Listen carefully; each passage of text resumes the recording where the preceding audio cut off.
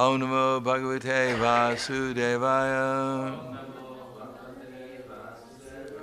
Om Namo Bhagavate Vasudevaya. Om Namo Bhagavate Vasudevaya. Srimad-Bhagavatam, Canto 10, Chapter 13, Brahma stealing the boys and calves, text number 45. Tam yam tamovan naiharam kadyatar chir ivahani Mahatitara mayayishyam Nihantyatmani yujata Tamyam tamovan naiharam Kadyotar chir ivahani Mahatitara mayayishvam Nihantyatmani yujata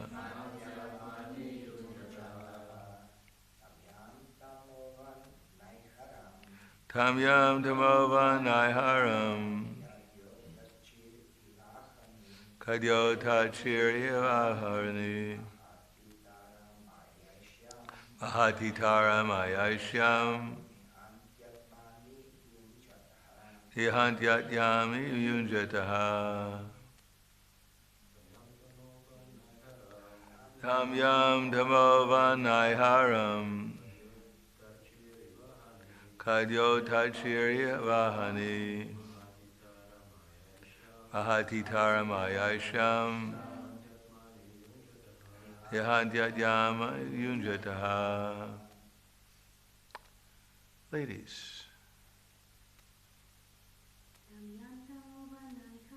Tamyam tamovan naiharam Kadyotachirya vahani Mahatitara mayayisham Yahantyatmani yunjataha.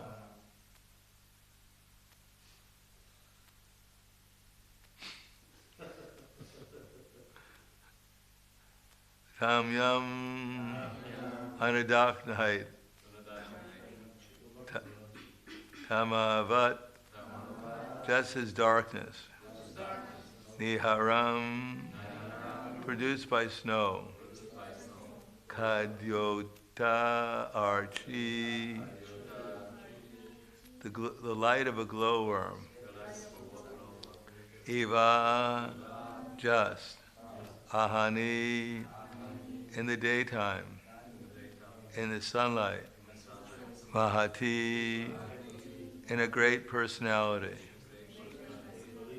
Itaramaya, inferior mystic potency. Aisham, the ability. Nihanti, destroys. Atmani, in his own self. Yunjata, of the person who attempts to use. Translation and purport by His Divine Grace, A.C. Bhakti-Vedanta Swami Srila Prabhupada. As the darkness of snow on a dark night, and the light of a glowworm and the light of day have no value. So let's repeat that again. As the darkness of snow on a dark night,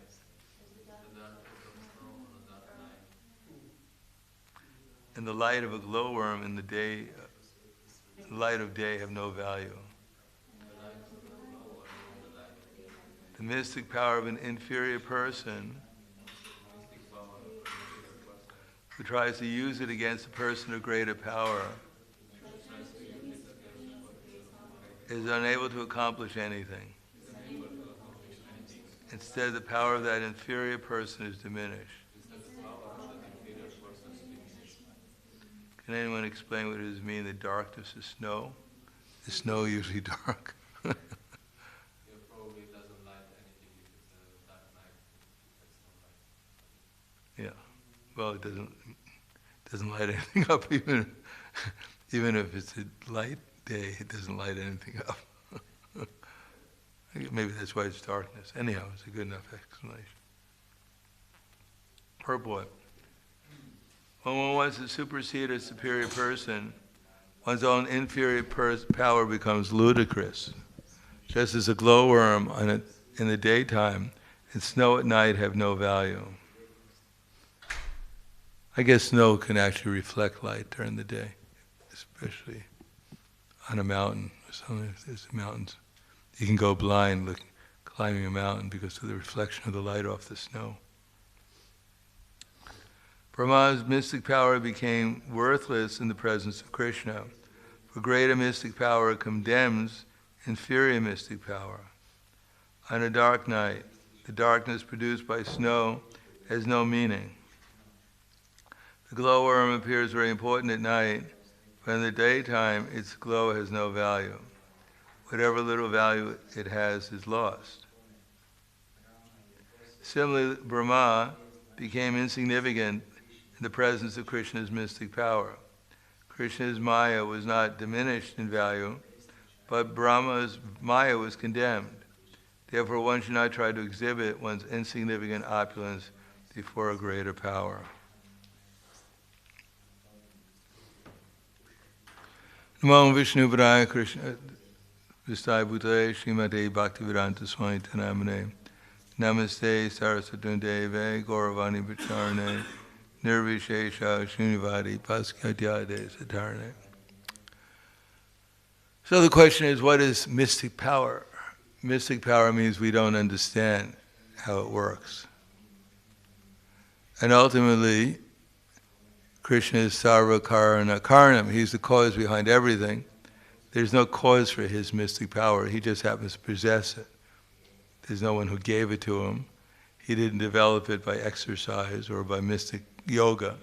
He eternally has unlimited mystic power. And he bestows that mystic power upon different living entities, including ourselves. Can anyone say what kind of mystic power we have?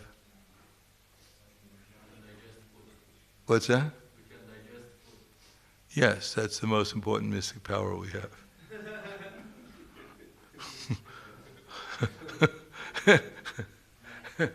If we don't have that mystic power, we're in trouble. Any other mystic power?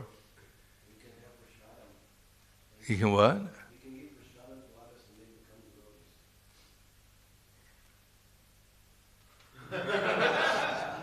Is that your mystic power? You think it's your mystic power. It's Krishna's mystic power. Anything we have that we think, what kind of mystic powers does this body have? You don't know you have any mystic power? Besides eating.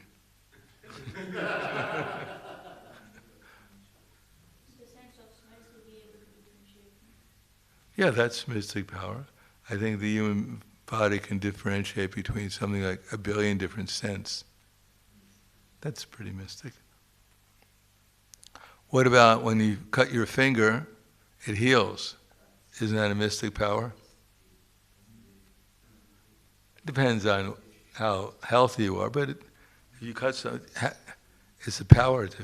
If it didn't heal, you'd be really in difficulty.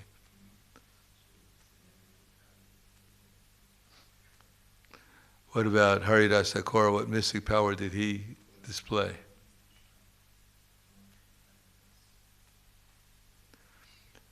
Well, when Maya Devi herself came to allure him, Maya Devi has mystic power, doesn't she?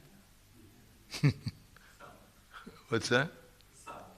Maya Devi has some mystic power? I think you're underestimating her. She's captured unlimited living entities since time immemorial, and you're claiming she has a little mystic power. Insignificant. Oh, Maya. Who cares for Maya? But Maya is so powerful, Shristi Stiti Pralaya Saranam Shakti Eka. She's creating, she's maintaining, and she's destroying unlimited universes. And yet when she came to Allura, Haridas Thakur, he was unaffected.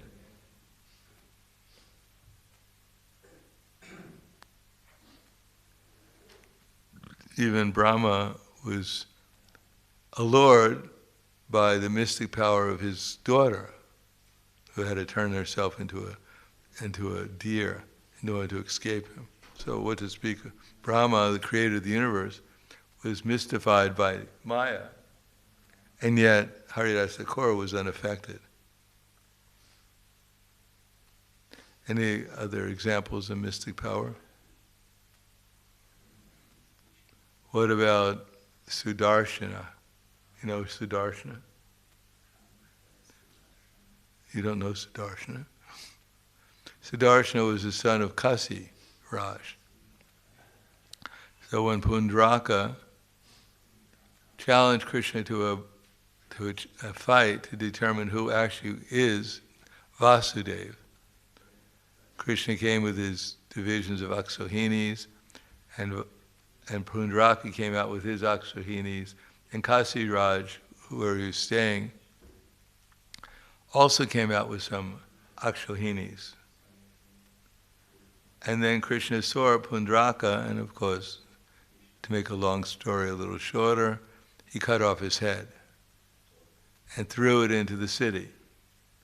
And then Kasiraj got his head cut off by Krishna too, by the Sudarsana Chakra. And that was also thrown into the city. And the citizens of Kasi, Varanasi, were not very happy about it. They thought maybe Kasiraj had cut off Krishna's head and thrown him into the city, but then they noticed it was actually not Krishna, it was Kasi himself. And so they became very disturbed, and especially his son started a sacrifice by which he had satisfied Lord Shiva.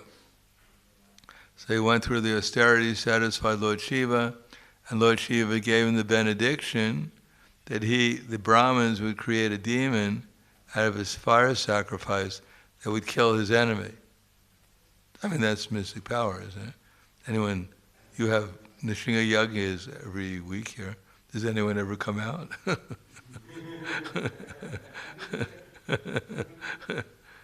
So some fiery demon came out, went to Dwarka to kill Krishna, didn't make it, because Krishna threw his Sudarsana Chakra, and the fiery demon came back, and because it had to kill someone, it burnt all the priests and Sudarshana to ashes. So that's an example of be careful what kind of mystic powers you get. They may burn you. You may get burned by them. So the whole material universe is a display of mystic power. Just like the scientists, they want to create, they can't even create a blade of grass, although they may be spending billions of dollars trying to do so. But even if they could create one blade of grass, what's the value? Because Krishna has created unlimited blades of grass, and it didn't cost him anything. So that's mystic power. Krishna is coloring all the flowers in the spring. He's painting them by his mystic power.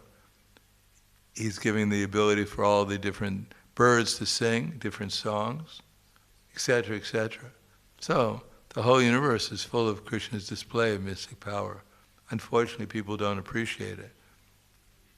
They claim he doesn't exist. It's like if you saw the famous paintings like the Mona Lisa and someone said, "Who painted it?" and you say, "No one painted it. It just appeared." Would you believe them? Some people would. We might not personally believe in them. So when there's a display of mystic power, there must be someone with mystic power. Yes?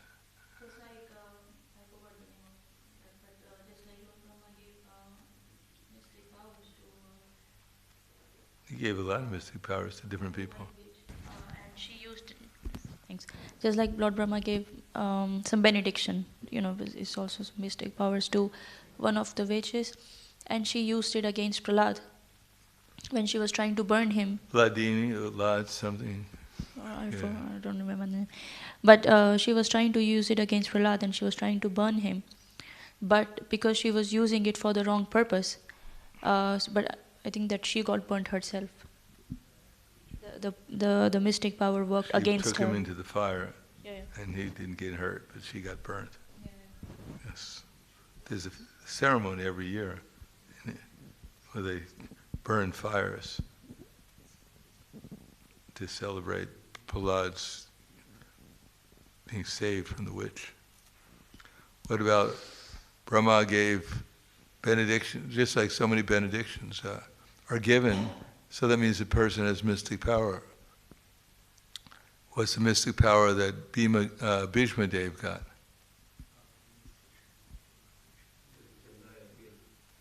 Yeah, unless he desired, he wouldn't die. That's quite a mystic power, isn't it? Do we have that mystic power? Even if we don't want to die, we're going to die anyhow. So Brahma gave Hiranyakashipu so many mystic powers. He wouldn't die by day or night or by any animal or man or beast, etc. So 100 benedictions. So the whole world is full of mystic power because we just can't go to the store and buy it. Couldn't you give me 5 Hiranyakashipu benedictions? I'll give you 50 euros. Although Prabhupada said that in the Nectar of Devotion, the scientists have discovered mystic powers. They can burrow into the earth, they can fly in the sky, they can swim in the water, underneath the water. So this is all mystic power. Krishna is giving the intelligence by which, by some mechanical means, one can get these mystic powers. Of course, it's a lot easier to just be born on the planet of, well, there's Jnana Loka, there's Tapaloka, and there's Siddhaloka. And if you're born on Siddhaloka, you're born with these mystic powers, with the 8 mystic powers, the principal ones. So it's a lot easier to take birth there. You don't have to try to develop them. They naturally have them. They naturally can fly from one planet to the next without any problem. And what to speak of Brahmaloka, where they're the top of the universe. But these things are not very valuable. We can see that Brahma, he has this mystic power, but look how he's using it. Not very constructively. Indra has mystic power, but sometimes he doesn't use it very constructively. And it just gets him into trouble. So, we don't need, the real mystic power is what? What did Prabhupada say it was his mystic power?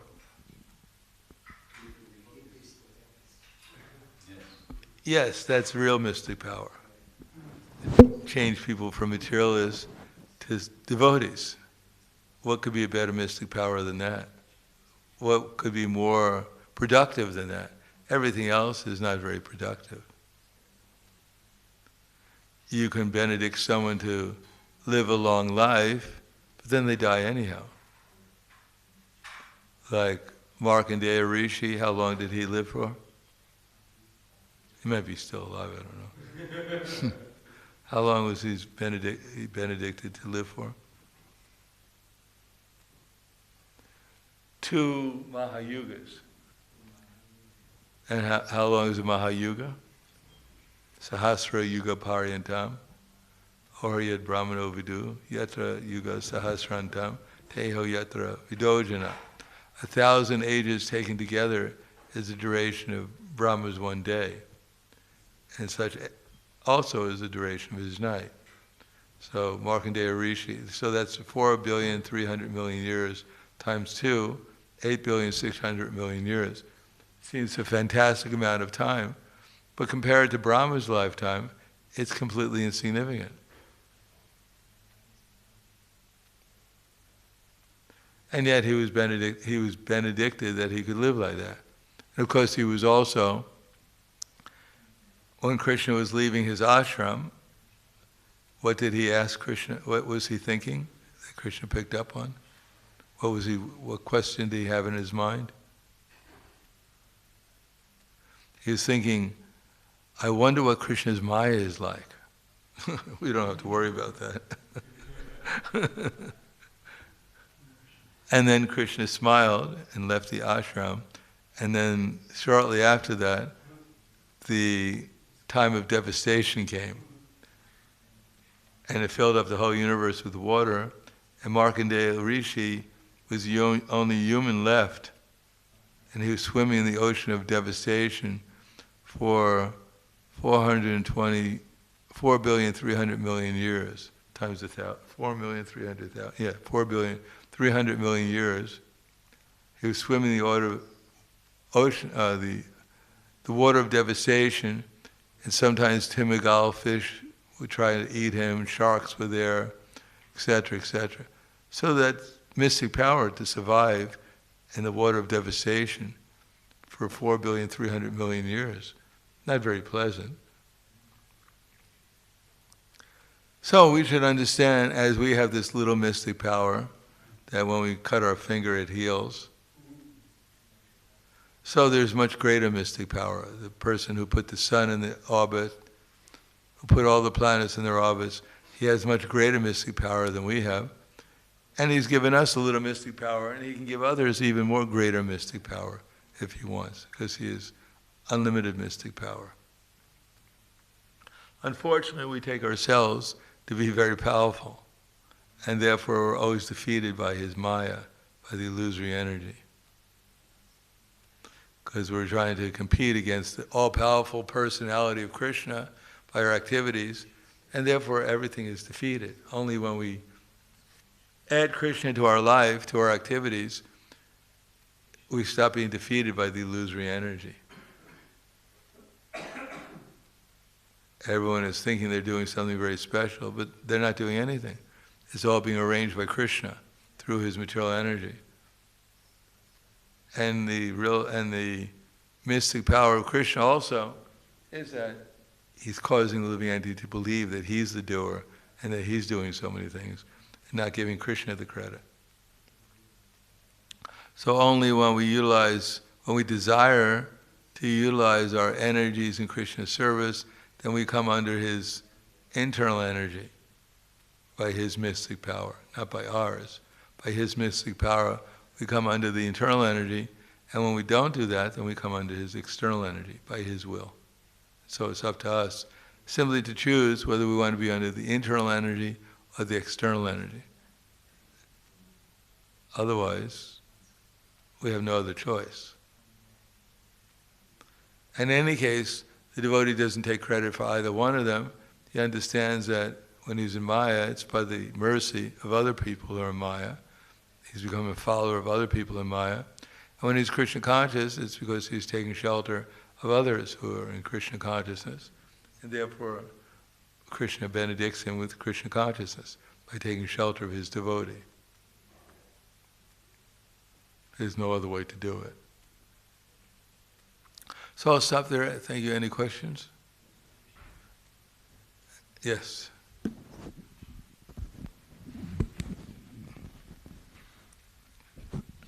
I read somewhere that Markandeya Rishi, when he was in the water of devastation, he got to Navadvip, and this was Navadvip was not underwater. Well, there was a banyan tree. Well, maybe so. But in the Bhagavatam it says, Krishna at the end of the devastation, he lies down on a banyan leaf.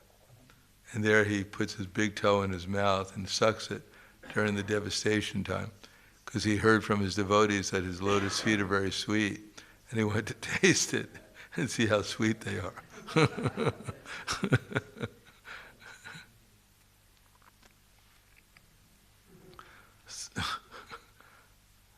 They must be quite sweet because Krishna tastes his toe for 4,300,000,000 years. So it must be quite sweet toe. There's a story of that yogi who, after years and years of austerity, practice of mystic yoga, got the ability to walk across water. And all the townspeople were on the other side, and the yogi walked across water. And they all bowed down, "Oh, you're God, you're the supreme, we surrender to you." Except for one little boy didn't pay any attention. So the mystic yogi was very disturbed. He said, "Why don't you offer any respects?" He said, "Why?" He said, "Your mystic power is only worth 5 rupees. He said, "What do you mean 5 rupees? It took me hundreds of years to get this mystic power." He said, "No, it's only 5 rupees. He said, "For 5 rupees I can take a boat across. What do I need your mystic power for?"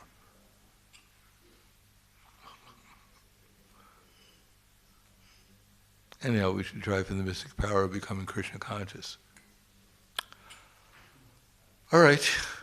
Grantaraj srimad-bhagavatam ki jai, Srila Prabhupada ki jai, Gaur Premanande, Hari Bol.